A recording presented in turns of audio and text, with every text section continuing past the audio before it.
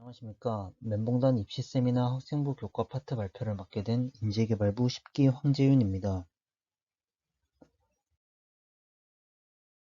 목차는 먼저 학생부 교과 전형이란 어떤 전형인지 확인하고 학생부 교과 전형의 특징과 장단점을 알아봅니다.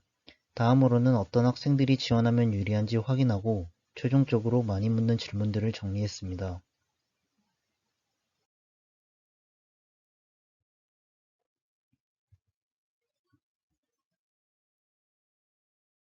학생부 교과 전형은 이름 그대로 고등학교 3년 동안의 교과 성적을 중점적으로 평가하는 방식입니다. 학생들의 고등학교 3년 내신을 중점적으로 평가하기 때문에 중간고사와 기말고사를 자신의 목표에 맞게 준비하고 좋은 성적을 받는 것이 상당히 중요합니다. 학생부 교과 전형은 지원자의 학업 우수성을 종합적으로 평가하기에 다양한 특징들을 가지고 있습니다. 첫 번째로 최저학력 기준이 존재하는 학교가 많습니다. 두 번째로 교과 전형이지만 면접을 시행하는 학교들도 존재합니다. 세 번째로 학교장 추천이라는 전형으로 보다 낮은 경쟁률로 시작할 수 있습니다.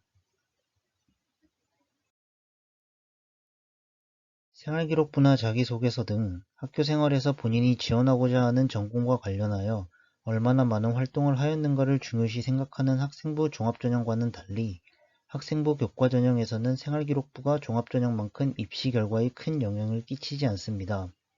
따라서 학생부 교과전형은 교과 성적이 높고 최저학력 기준을 맞출 수 있는 학생들이 안정적으로 지원하는 경향이 많습니다. 다음은 학생부 교과 전형의 특징과 장단점에 대해서 말씀드리겠습니다. 교과 전형의 최저 등급에 대해서 먼저 말씀드리겠습니다. 학생부 교과 전형의 최저학력 기준은 많은 대학들이 수능날 시험 본 과목을 모두 반영하지는 않고 보통 국어, 영어, 수학, 탐구 중에서 등급이 좋은 과목 2개 또는 3개의 합을 보게 됩니다.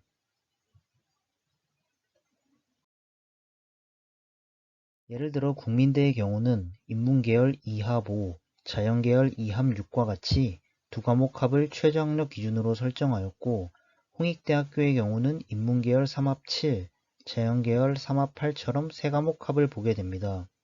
동국대학교의 경우에는 최저학력 기준이 없는 대신에 생기부 서류를 30% 반영하게 됩니다. 최저학력 기준이 없는 교과 전형이 있고 있는 교과 전형이 있는데요.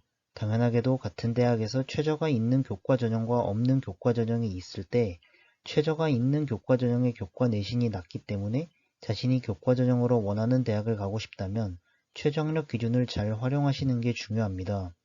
그렇기 때문에 자신이 수시로 간다고 생각을 하더라도 최소한 2개 또는 3과목은 수능 공부까지 하시면서 대입을 준비하신다면 보다 자신이 원하는 대학에 합격할 가능성이 높아지게 됩니다.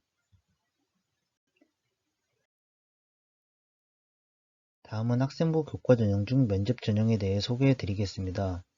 교과 전형 중 면접 전형의 가장 큰 특징은 교과 전형이다 보니 교과 성적이 높으며 종합 전형보다는 경쟁률이 낮지만 중복 합격이 많아 충원율이 높습니다. 또한 면접이 있는 전형이기 때문에 일반 교과 전형보다는 교과 점수가 낮습니다. 또한 학생부 교과 전형에서 면접이 있는 학교의 경우라도 학생부 성적을 정량 평가합니다. 즉 다른 교과와 마찬가지로 성적을 수치화해서 평가합니다. 하지만 보통 교과 전형은 비슷한 교과 성적을 가진 학생들이 지원하기 때문에 교과 성적에 면접이 포함되게 되면 면접이 중요한 요소가 되기도 합니다. 또한 전 교과 성적을 반영하거나 골라서 반영하는 교과 전형과 추가적으로 출결, 봉사, 자기소개서 등 전형 방법을 다양하게 하는 교과 전형들이 있습니다. 시행하고 있는 대학교로는 연세대학교, 이화여자대학교, 명지대학교 등이 있습니다. 다음은 학생부 교과 전형 중 학교장 추천 전형에 대해서 소개해 드리겠습니다. 학교장 추천 전형은 소속된 고등학교 또는 고등학교장의 추천을 받는 전형입니다. 대학별로 명칭이 상이하며 교과 100, 교과와 비교과, 교과 면접, 교과와 서류, 교과와 비교과 서류 전형 등과 같이 여러 방법이 다양하게 존재합니다. 교과만 100% 보는 학교로는 서울시립대학교, 성균관대학교, 한양대학교 등이 있고 교과와 비교과를 함께 보는 학교는 서강대학교, 성신여자대학교, 중앙대학교 등이 있습니다. 교과와 면접을 보는 학교로는 연세대학교 등이 있고, 교과와 서류를 보는 학교로는 고려대학교, 건국대학교, 동국대학교 등이 있습니다. 마지막으로 교과와 비교과, 그리고 서류까지 모두 보는 학교로는 경희대학교가 있습니다. 또한 대학교별로 본인이 재학 중인 고등학교가 몇 명을 추천할 수 있는지는 각각 다릅니다.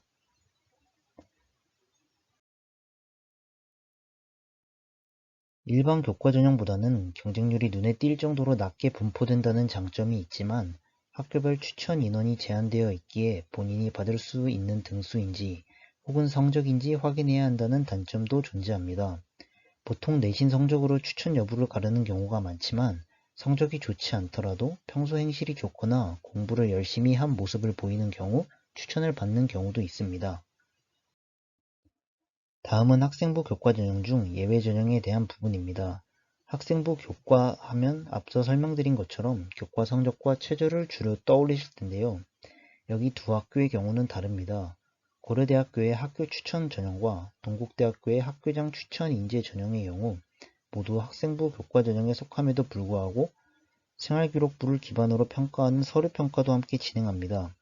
그렇다면 서류평가를 포함함에도 불구하고 왜 학생부 종합전형이 아닌 것일까요? 먼저 크게 학생부 종합전형과 이 두 학교의 교과전형의 차이를 살펴보도록 하겠습니다. 첫 번째, 서류보다는 교과 평가 비율이 높습니다. 학교 생활기록부가 주평가 요소가 아닌 부평가 요소가 된다는 말입니다. 두 번째로는 서류 평가 요소 혹은 평가 요소의 비율이 다릅니다. 현재 학생부 종합전형에서는 학업 역량, 진로 역량, 공동체 역량, 총 3가지의 역량을 주 기준으로 평가합니다. 그러나 이 두 교과 전형의 경우 이 평가 기준에 약간의 차이가 생깁니다. 두 차이점을 조금 더 자세히 살펴보도록 하겠습니다. 먼저 첫 번째 차이점인 반영 비율을 학교별로 살펴보도록 하겠습니다. 고려대학교의 경우 학교 추천 전형은 평가 시 학생부 교과 성적 80%, 그리고 서류 20%를 반영하고 동점자일 경우에 교과 성적 우수자 순으로 선발함을 알 수 있습니다. 이를 통해 교과 성적이 압도적으로 많이 차지함을 확인할 수 있습니다. 동국대학교의 경우도 그렇습니다. 학교장 추천 인재 전형의 경우 학생부 교과 성적이 70%, 그리고 서류 평가의 경우 30% 차지함을 알 수 있습니다. 두 학교의 평가 반영 비율을 통해 확실히 학생부 종합전형에 비해 교과 성적이 대부분을 차지함을 알 수 있습니다. 두 번째로 서류 평가 요소의 차이를 학교별로 살펴보도록 하겠습니다. 고려대학교의 경우 학업 역량은 교과 성적으로 평가하고 서류를 평가할 때엔 학업 역량을 아예 배제하고 자기 개발 역량을 70%, 그리고 인성을 30% 평가합니다. 즉, 교과 성적을 통해 학업 역량을 평가하고 나머지 요소를 서류 평가를 통해 직접적으로 평가합니다. 이번엔 동국대학교의 경우를 살펴보도록 하겠습니다. 학교장 추천 인재 전형을 보면 학업 역량 50%, 전공 적합성 30%, 그리고 인성 20%를 평가합니다. 이렇듯 두 학교를 통해 다른 평가 방식의 교과 전형도 확인해 보았습니다. 다음으로는 학생부 교과 전형은 어떤 학생들이 지원하면 유리한지에 대해서 말씀드리겠습니다. 첫째, 상대적으로 내신을 따기 유리한 학교에 재학 중이라 내신이 높거나 혹은 내신이 따기 유리하지 않아도 내신이 압도적으로 높은 경우의 학생들입니다. 위 학생들의 경우에는 내신이 높아 최저학력 기준이 없는 대학교에 지원을 하거나 최저를 맞출 자신이 있다면 최저학력이 걸려있는 학교에 최저를 맞춰 지원할 수 있습니다. 둘째, 면접이나 자기소개서, 생기부 평가, 논술 등 교과 전형 이외의 전형들의 평가 방식이 부담스러운 학생들입니다. 자신의 성적만 보는 전형에 비해 남들 앞에서 말을 해야 하는 면접이나 나를 소개하는 글인 자기소개서, 남들보다 글을 잘 써야 한다는 논술 등 다른 전형의 부담을 느끼는 친구들이라면 교과 전형이 유리할 수 있습니다. 셋째, 내신 성적이 지원하고자 하는 대학교의 교과 전형 합격 커트라인을 안전하게 넘어서는 경우입니다.